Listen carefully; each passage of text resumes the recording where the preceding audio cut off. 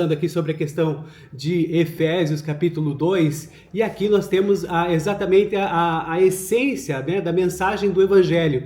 É a transição dessa nossa morte espiritual para uma nova vida em Cristo, e também que seja uma derrubada entre os povos, né, de todas as barreiras. Por quê?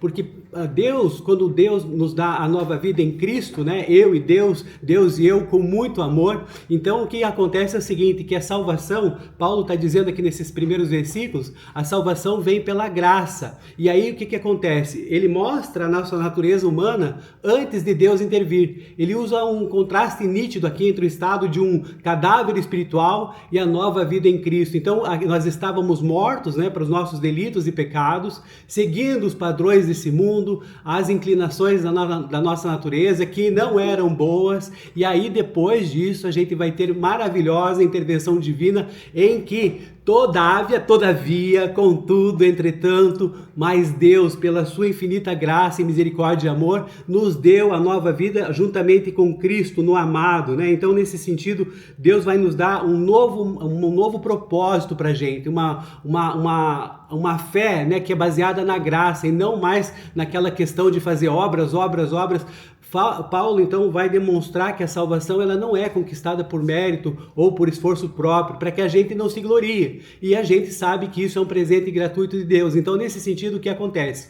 Embora a verdade é essa, as obras elas não nos salvam, mas nós somos criados a partir dessa movimentação, dessa mudança em nós, a gente é criado para realizar essas obras. Elas, na verdade, são como que uma manifestação espontânea desse amor maravilhoso que Deus nos deu, e somos essa obra-prima de Deus, preparados para caminhar com Ele nessas obras que Ele vai fazendo na nossa vida, na vida do nosso cônjuge, na vida dos nossos filhos, dos nossos pais, né? E vai movimentando tudo isso, fazendo aquele movimentar santo. Isso é bem importante para que a gente possa perceber essa primeira fase aqui de que Paulo fala, né? E depois a gente vai trabalhar ali só com essa questão de graça, né? A nova humanidade em Cristo. E isso para a gente é muito importante. Por quê? Porque ali, naquele contexto, ali estavam convivendo os judeus e gentios. E aí o que acontece? Não se misturavam, como eu já falei, né? Será que a água e o azeite juntos, que não se misturam? Como é que fica aquela situação? Então Paulo vai demonstrar que isso que você teve, essa transformação que você teve com Jesus, vai também lhe dar força, né, para você conviver e para olhar para o lado que tem alguém. Então, antes de Cristo, realmente os gentios, que somos nós, no caso, não somos os judeus, a gente estava separado daquela comunidade de Israel, sem esperança e sem Deus no mundo, até que, né, Paulo vem e demonstra, né, através aí do seu ministério, que ele foi, na verdade, vocacionado para isso. A gente vai ver depois, ali nos capítulos seguintes, Efésios 3, Efésios 4, amanhã e depois, que ele realmente tem esse impacto, né? Ele sentiu que esse ministério era o ministério dele. E quando a gente se encontra no nosso ministério, gente, daí fica maravilhosa a vida, porque aí você tem uma plenitude de vida, você tem uma satisfação, e mesmo que hajam dificuldades nas nossas vidas, né, essas coisas elas vão cair por terra. Por quê? Porque a paz de Cristo, através da morte na cruz que ele nos deu, ele vai tirar essa separação. Então, assim, ódio, leis rituais que haviam, que dividiam os povos, agora não, essa paz que o pastor Renato até falou ontem, essa paz que excede todo entendimento, começa a nos transformar numa nova pessoa, num novo ser. Cristo criou a partir de dois grupos, então, né, um novo povo. Ele uniu gentios e uniu os judeus, e não há mais estrangeiros ou forasteiros, todos aqueles que são, como a irmã leu aqui pra gente, né, a irmã Uzira, concidadãos dos santos. A gente está interagindo. Então a igreja, na verdade, é comparada a um edifício em construção, onde Cristo é a base, é a pedra angular, e esse edifício, na verdade, não é feito de pedra, mas de uma habitação de Deus nesse espírito que a gente tem entre nós. Então olha só que interessante, né? Deus vai, na verdade, unir aquilo que parecia que era meio que não tinha liga, a água e o azeite, por exemplo. Então os judeus e os gentios, os judeus e nós, no caso, e Deus vai nos dar essa maravilhosa transformação, a questão da salvação que é pela graça, vai nos dar a misericórdia dele, né? Deus não nos deu o que nós merecíamos, que era a morte, mas ele nos deu o que nós não merecíamos, que era a graça, né? A vida eterna, essa filiação em Deus. E vai nos mostrar esse ministério da reconciliação, quer dizer, o fim da hostilidade entre o homem e Deus e entre diferentes grupos de pessoas. Eu gosto de mostrar sempre essa questão da missão integral que a gente conversa, e quando a gente fala em reconciliação e paz nas relações humanas, eu até trouxe aqui um exemplificativo, né? Vamos dizer aqui, ó, eu tenho aqui essas situações e vamos mostrar aqui para vocês que é como se fosse a cruz, tá vendo? Então assim, vamos pegar a teoria dimensional aqui que eu criei, né? E a gente pode entender também que ela tem, na verdade, vários aspectos de relacionamento. O primeiro aspecto seria esse vertical. O que é esse relacionamento vertical? Deus e eu e Deus. Esse relacionamento é muito importante, porque ele, na verdade, demonstra tudo aquilo que eu vivia antes de uma forma errada, de uma forma equivocada.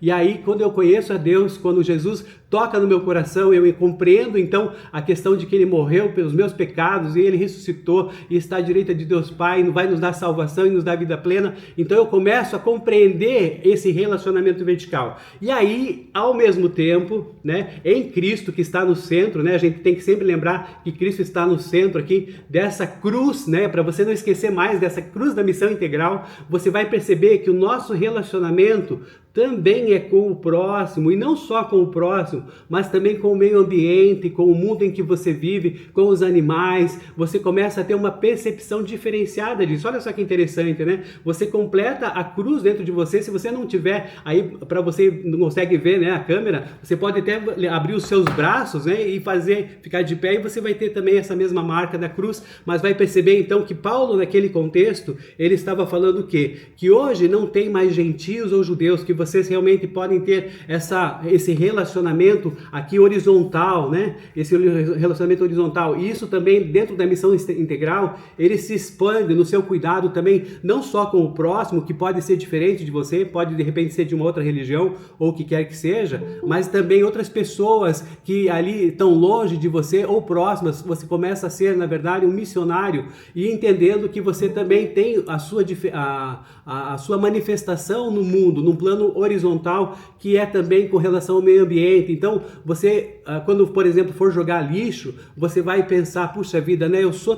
Eu faço parte dessa missão integral, desse elo aqui também horizontal, e para ser um cristão pleno, né? Para ser um cristão em missão integral, então eu vou separar esse lixo para perceber a diferença que existe, o lixo reciclável do lixo orgânico, e assim por diante. Então, olha só que interessante, coisas que Deus vai trabalhando na nossa vida a partir de uma leitura bíblica como essa de Efésios 2, em que nós temos uma nova vida em Cristo e nós temos uma nova humanidade em Cristo. Então, esse relacionamento nessas duas divisões desse capítulo ficam bem claras: relacionamento vertical e o relacionamento horizontal. Olha que beleza. Então, quando pensar em missão integral, pense, né, na teoria dimensional da cruz, da missão integral, e você faz parte dela. Então, quando você estiver agindo na sua vida, qualquer que seja a situação que você está passando ou, né, vivenciando, lembre da missão integral e também dessa questão para você também horizontalizar esse relacionamento que você tem com Deus. Por exemplo, aqui garrafa de água, né? Ela tá, eu compro garrafa de água, mas eu reutilizo ela pelo menos umas 5 vezes.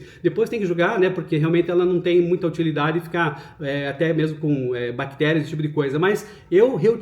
Então isso também quer dizer que é a missão integral. A irmã Eliane Luque ali está dando o seu joinha, mas é basicamente isso, gente. Então, vamos aqui pensar sobre a missão integral, sobre essa questão de teologia prática, que é o que a gente advoga aqui sempre para vocês, né? Para a gente poder colocar em prática isso mesmo, que às vezes a gente acha, não, mas é muito etéreo, né? É muito, sei lá, é muita discussão, teoria. Não, a vida com Deus é uma vida prática, né? E a gente consegue colocar a palavra de Deus de uma maneira tranquila na nossa vida. Ontem eu coloquei um vídeo lá para vocês verem lá no grupo de oração. Eu não sei quantos ainda de vocês já entenderam esse vídeo, mas o que acontece ali, a pessoa carregava um livro, depois que a Terra já tinha, digamos assim, acabado, né, num declinado, já estava tudo meio sem esperança e tal, aí essa pessoa, né, que é o Denzel Washington, e chamado de Eli no filme, ele acha a Bíblia, e aí o que acontece? Aí tinha um homem do mal, né, um tirano, digamos assim, que queria ali dominar a Terra, e sabia que aquele livro ele podia impactar os corações e movimentar as pessoas na direção que ele desejava, né, que seria do mal, no caso. E aí o que acontece? Esse personagem, o Denzel Washington, recebe essa missão que tem que ir para o oeste e vai seguindo naquele mundo cataclismático, né? Aquele mundo catastrófico, e vai seguindo isso, mas vai sendo perseguido por esse tirano. Aí o que acontece? Chega uma hora em que a moça que estava caminhando com o Denzel Washington, com o Eli, ela é, na verdade, raptada. Aí o Eli se obriga a entregar a Bíblia, né, na versão King James, inclusive, para esse tirano. E aí o que acontece? Aí ele segue adiante, aí ele fala que ele lia a Bíblia todo dia, ele fala que respirava aquela Bíblia todo dia, que amava aquilo mais que tudo e seguia firme, né, naquele relacionamento com aquele livro. Mas no final, olha só que interessante, né, porque aquela questão sutil. Quando o homem tenta abrir a Bíblia, né, esse tirano tenta abrir a Bíblia lá, e ele, na verdade, percebe que a Bíblia está em braille. O Eli, o Denzel Washington era cego e ele lia a Bíblia todo dia, né, tateando ali. Então, e ele tanto que lia aquela Bíblia todo dia que ele começa a ditar quando ele chega nessa nova terra, que aí é a esperança, né, vamos dizer assim, que está ali no final do filme. Ele começa a ditar para a pessoa ali, para o escriba, as passagens bíblicas, começando lá pelo Gênesis. E ele sabia tudo de cor. Olha só que lindo. Então assim, não sei se você viu, se você capturou a mensagem daquele vídeo, mas eu desafio você a vê-lo para você compreender agora que contexto que é esse, de que maneira nós como cristãos em missão integral, independentemente da situação que a gente esteja vivenciando, que a gente pode fazer a diferença no mundo. Eles levaram o livro do Eli, ele não teve como voltar atrás. O tirano ficou sem saber o que fazer, ficou angustiado, porque ele não sabia ler braille. E o Eli, que lia a Bíblia todo dia, começou a verbalizar e a falar, né, ditar as palavras bíblicas, toda a Bíblia, começando pelo Gênesis, para aquele novo escriba, para ter aquele livro agora na linguagem ali daquele pessoal. Olha só que coisa linda, né? Uma linguagem sutil para dizer que nós, em missão integral, nós temos que fazer a nossa parte. A gente tem que se disciplinar o nosso corpo, a gente tem que se gastar e desgastar pelo Evangelho, a gente tem que trazer as marcas de Cristo nas nossas vidas, nos nossos corpos, demonstrando nessa dedicação que a gente tem. E nunca é demais porque Deus sempre nos dá força, nos dá ânimo para a gente continuar, mesmo que hajam vacas magras, mesmo que haja dificuldades, mesmo que a vida esteja um cataclisma, né, como aconteceu naquele filme lá, uma situação meio de dor, né, de desespero, porque não tinha mais esperança naquele mundo pós, né, catástrofe. Então, olha só, que você também possa ter isso também como uma forma de compreender que você está em missão integral e que a gente está na caminhada aqui para a gente vencer essas situações todas. Amém? É essa a reflexão teológica de hoje.